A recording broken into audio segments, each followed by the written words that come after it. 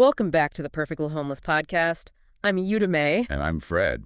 Like my man Steve Harvey says, we got a good one for y'all today. Yeah. We're diving into a topic that affects more people than most realize. Let's get into it. So, we're building a scorecard today because the treatment of homelessness, it varies so wildly state by state, Oh, absolutely. It's practically a different country depending on where you cross state lines. Exactly. So we are building a scorecard for this specific state, and the score is going to evolve during the episode. We aren't just looking at the statistics, but the actual lived reality on the ground. And today, we are looking at Montana. Yeah, Montana, which honestly is a massive paradox. Right, because when you picture Montana, you see endless skies, right? Towering mountains, Right. Glacier National Park, space, just Yeah. wide open space. Exactly. You definitely don't picture an urban-style housing emergency. Yeah. But the scale of homelessness there right now is just severe. It's hitting vulnerable populations like Native American communities and veterans incredibly hard. Yeah, the systemic patterns are shifting fast. So let's jump right into the 6-category scorecard. Category 1 is housing affordability. How bad is the raw math here? It is a profound statistical shock. Like, if you look at the Montana Coalition to Solve Homelessness data, the state saw a 45% increase in homelessness just from 2022 to 2023. Wait, a 45% increase in a single year? Yeah, the third highest jump in the entire nation. I mean, how is that mathematically possible? You don't just naturally grow a homeless population by nearly half in 12 months. You don't. It was this sudden, violent collision of rapid economic shifts. Chronic homelessness actually surged by 57% year over year. And to understand why, you just have to look at the housing market. Between 2018 and 2023, the median home price in Montana skyrocketed by 90%. Wow. Right, but the median income, that only went up 28%. Okay, so the cost to buy a house practically doubled, but wages barely moved at all. Exactly. Gentrification happened at, like, warp speed. It sounds like a high-stakes game of musical chairs. Like, when the pandemic hit, you had this massive influx of remote workers moving to Montana. And it's like wealthy, out-of-state buyers bought up half the chairs while the music was still playing. That's a really good way to look at it. And when the music stopped, the locals were just left standing.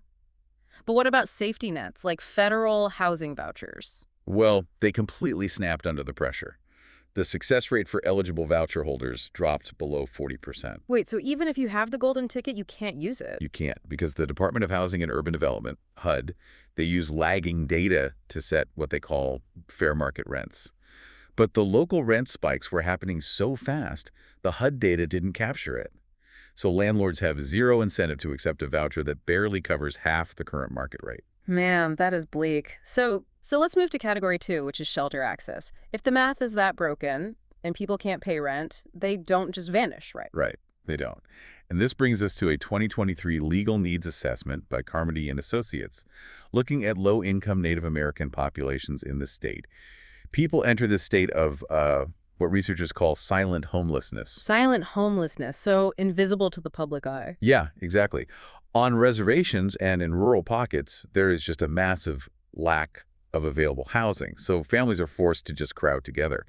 The assessment found that up to 18 people will share a single 2-bedroom home just to survive. 18 people in a 2-bedroom house. Yep. I mean, if you're listening right now, just look around whatever room you're in. Imagine trying to coordinate meals, bathrooms, and sleeping for 18 people every single day. The stress of that must be unbearable. It's an immense strain, and it exposes the massive gaps in healthcare. The Indian Health Service is drastically underfunded. So if the stress of overcrowding triggers a mental health crisis or, someone falls into substance abuse, they often have to travel hours to places like Billings or Great Falls just to get care. Just the geography is a barrier, but what if they do end up on the street or try to access a local shelter? That's where we hit another wall. A lot of the local shelters are dry facilities. Meaning they require absolute sobriety just to walk through the door. Exactly. Which effectively bars the most vulnerable people. I've always hated that logic. I mean, we're telling people they have to be sober to get a roof over their head, but we're asking them to conquer an addiction while sleeping on freezing concrete. Isn't that like demanding someone learn to swim before you'll throw them a life preserver? It's a cruel catch-22. And it's hitting veterans, too. Montana is one of only 5 states where the population of homeless veterans hasn't declined since 2009. That is just tragic. So looking at shelter access, this drops the score even further. Yeah, it really does. Which brings us to category 3, criminalization and enforcement. Because when the invisible crisis of overcrowding finally spills out onto the streets, towns have to react. And looking at the Guardian report on the town of Kalispell, that reaction was intense. Very intense. Kalispell instituted some really aggressive sweeping bans. They banned sleeping in cars, they banned tents in public, they even made it illegal to carry what they vaguely called excessive personal possessions. But does making it illegal actually solve anything? Because to me, that feels like just sweeping dirt under a rug until the rug touches the ceiling.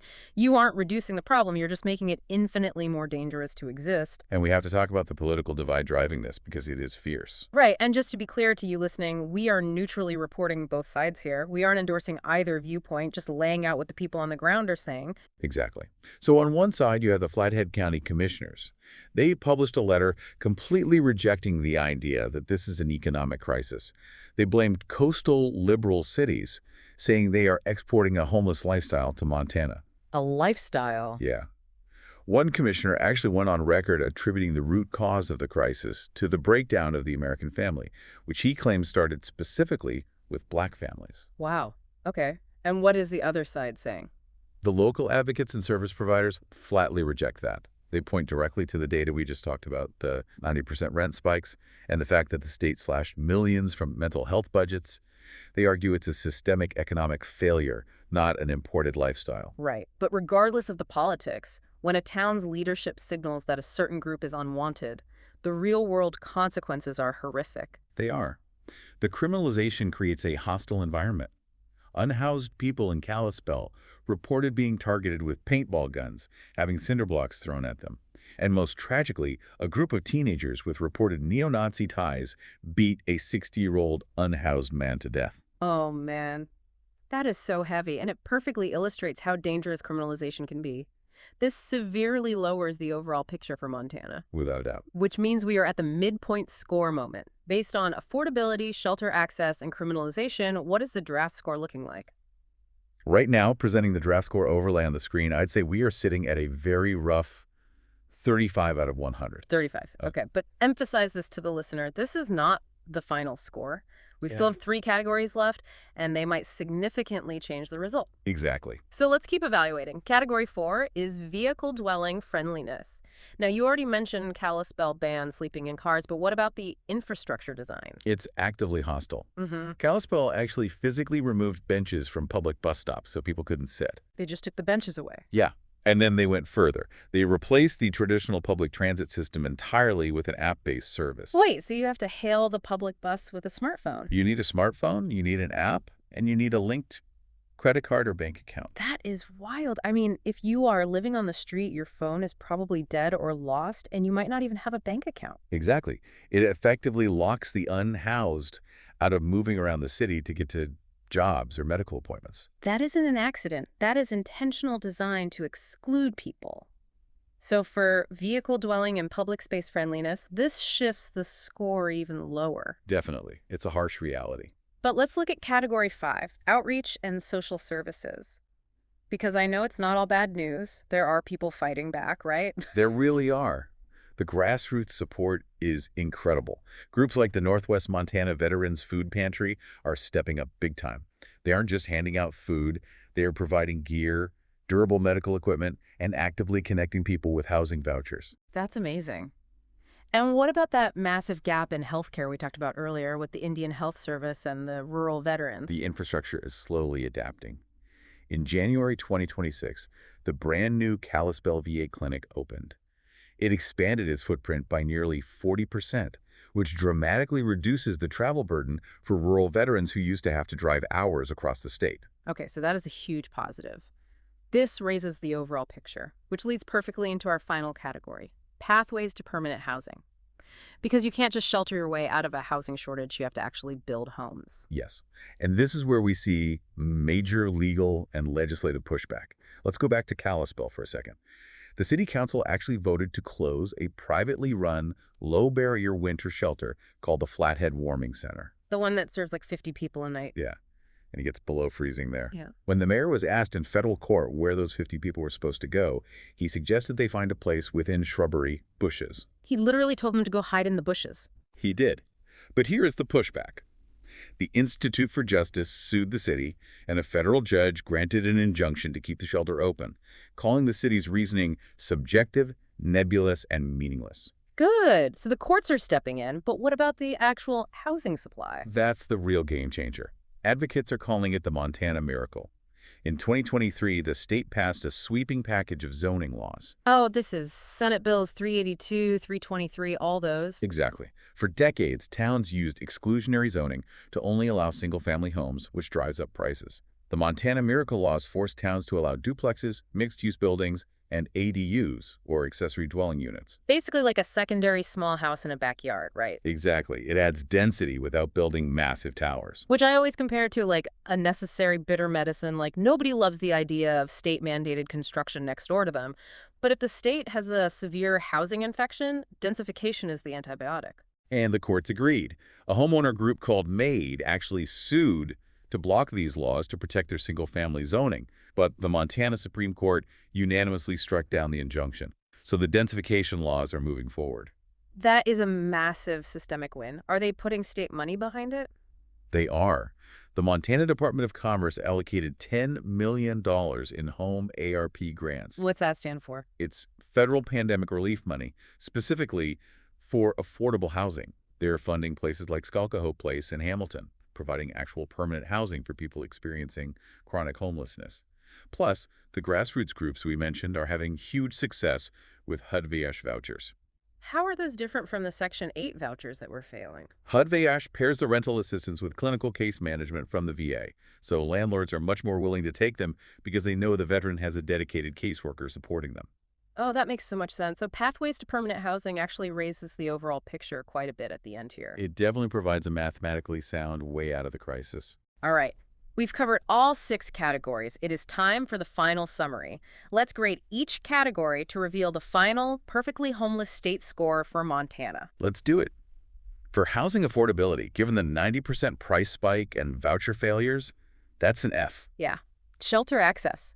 With the overcrowding and dry shelter barriers, I'd give it a D. Criminalization and enforcement is absolutely an F. The bans and the violence are severe. Vehicle dwelling friendliness is also an F, thanks to the hostile architecture and the app-based buses. But outreach and social services gets a solid C+ because of the new VA clinic and grassroots efforts. And pathways to permanent housing gets a B.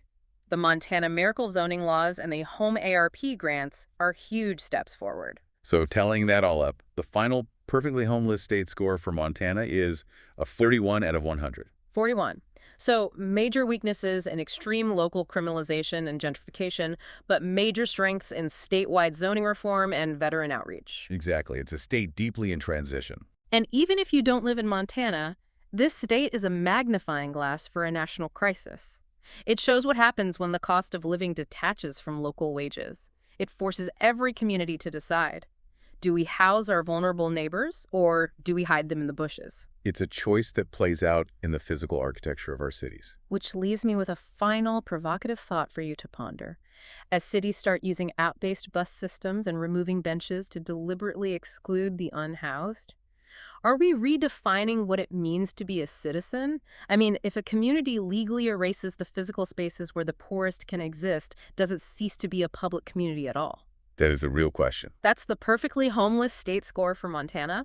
Let me know in the comments, and if there's a state you'd like to see next, tell me below. This is a 50-state journey through how America actually treats people without housing, and every state tells a different story. If you'd like to support the project, visit the Perfectly Homeless Etsy store and pick up a PH hoodie. Every purchase helps fund future episodes and keeps these stories in front of the public. Wear the logo. Start a conversation. Because homelessness isn't someone else's problem anymore. It's happening in every state, every city, and more neighborhoods than most people realize. Until next time, stay safe, stay informed, and we'll see you in the next state.